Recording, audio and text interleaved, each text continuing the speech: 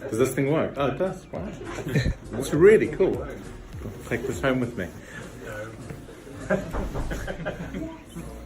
No, I think it's actually the interesting thing about this is the bit.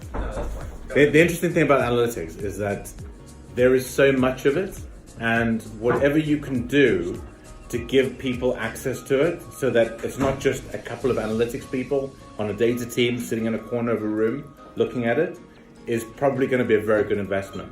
I mean, where I work for a little company called Photobox, and we try and teach as many people as we can in the team, and we'll do whatever we need to make sure that the teams are available and able to use GA. I mean, like Lewis, who's over here, he picked up something. He's like, Grom, why is this not working? It wasn't working because it wasn't set up properly. And because it was him looking at it, I was able to pick up some of that stuff. With such massive websites, it's not the fact that analytics isn't good. It's good if it's set up properly, but most websites have been set up ages ago by multiple people who don't even exist there anymore. So the more people that you look at, the more people who can look at the data, the better the data will be. And ultimately,